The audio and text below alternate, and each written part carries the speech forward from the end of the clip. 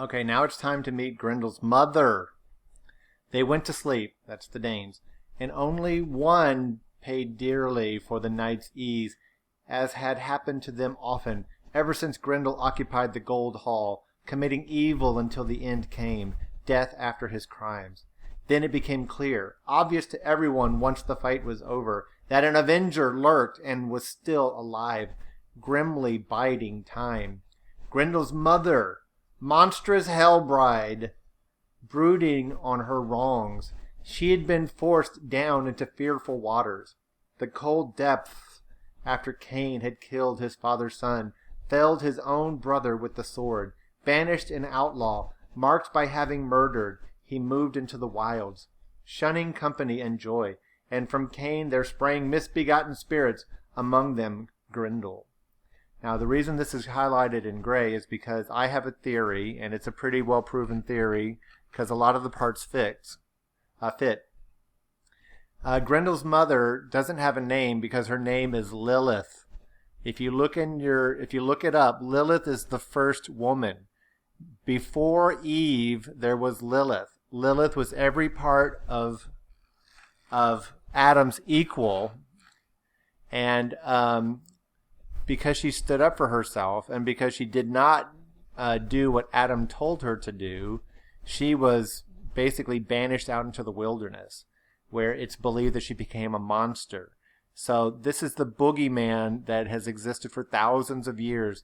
She's the inspiration for La Llorona, the woman spirit demon that will come and get your children if you don't, treat them right or if you don't behave. So, look up Lilith if you don't believe me. Maybe do some research and pay attention as I keep reading. All right. The banished and accursed due to come to grips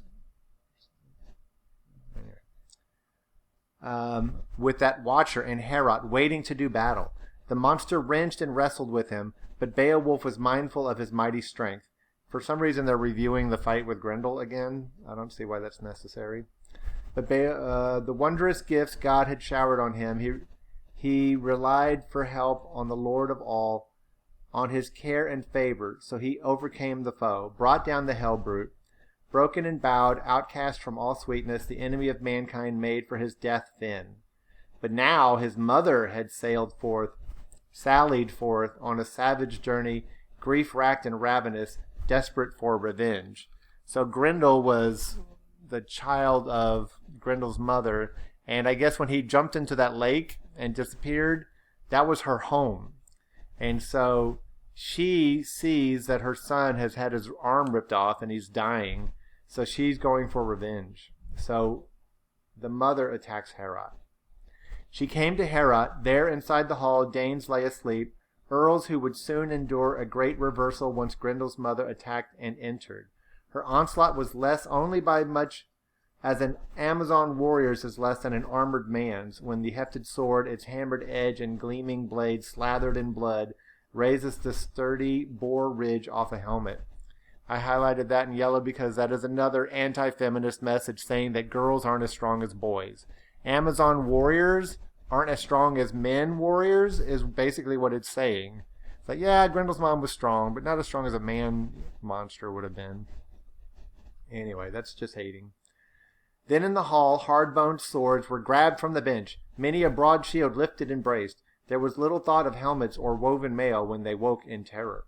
So, because the Danes sleep next to their weapons, they're ready for this one. The Helldam was in panic, desperate to get out. In mortal terror, the moment she was found, she had pounced and taken one of the retainers in a tight hold, then headed for the fen to Hrothgar. This man was the most beloved of the friends he trusted between the two seas. She had done away with a great warrior, ambushed him at rest. So she didn't just kill anybody. She killed Hrothgar's best friend and trusted advisor. We'll learn his name later. Beowulf was elsewhere, earlier, after the reward of his treasure. The Geat had been given another lodging. There was an uproar in Heorot. She had snatched their trophy, Grendel's bloodied hand. It was a fresh blow to the afflicted bawn. The bargain was hard, both parties having to pay with the lives of friends, and the old lord, the gray-haired warrior, probably Hrothgar, was heartsore and weary when he heard the news. His highest-placed adviser, his dearest companion, was dead and gone. Beowulf was quickly brought to the chamber. The winner of fights, the arch-warrior, came first footing in with his fellow troops to where the king in his wisdom waited. So Beowulf entered with his band in attendance, and the wooden floorboards banged and rang as he advanced, hurrying to address the Prince of Ingwins, although asking if he'd rested since the urgent summons had come as a surprise. Then Hrothgar, the shielding's helmet, spoke. "Rest? What is rest? Sorrow has returned, alas, for the Danes. Escher is dead. He was Ermenlof's elder brother and a soulmate to me, a true mentor, my right-hand man when the ranks clashed and our boar crests had to take a battering in the line of action. Escher was everything the world admires in a wise man and a friend. Then this roaming killer came in a fury and slaughtered him in Heorot. Where she is hiding, glutting on the corpse and glorying in her escape, I cannot tell. She has taken up the feud because of last night, when you killed Grendel, wrestled and racked him in ruinous combat, since for too long he had terrorized us with his depredations. He died in battle, paid with his life, and now this powerful other one arrives, this force of evil driven to avenge her kinsman's death. Or so it seems to thanes in their grief, in the anguish every thane endures at the loss of a ring-giver. Now that the hand that bestowed so richly has been stilled in death, I have heard it said by my people in Hall, counselors who live in the upland country, that they have seen two such creatures, prowling the moors, huge marauders from some other world.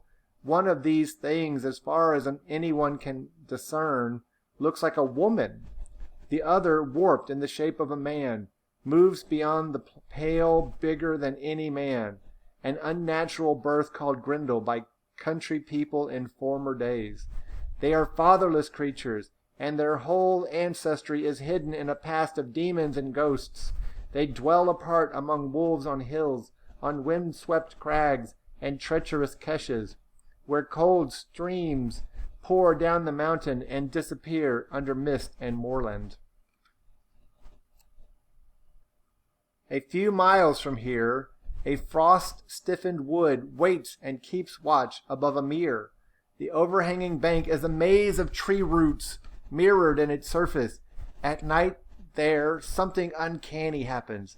The water burns, and the mere bottom has never been sounded by the sons of men. On its bank, the heather stepper, or deer, halts.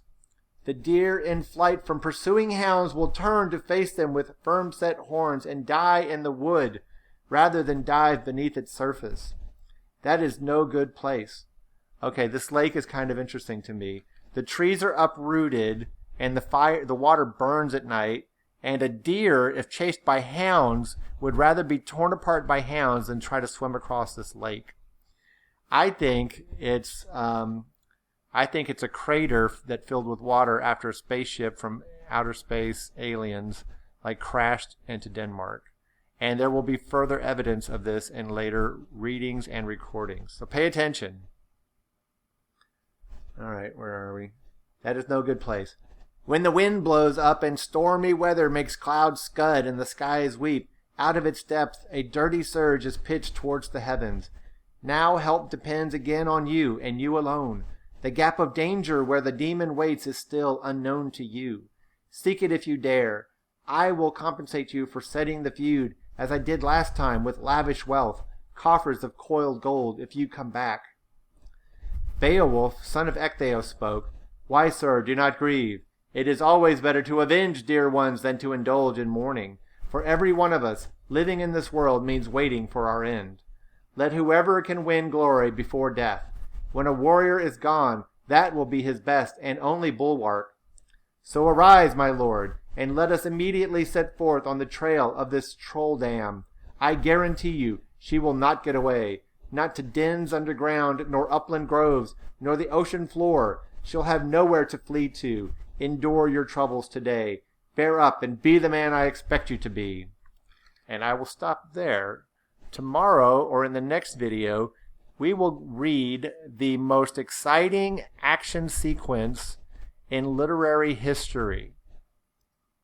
I defy you to find one that's better. See you tomorrow, or see you then. Ciao.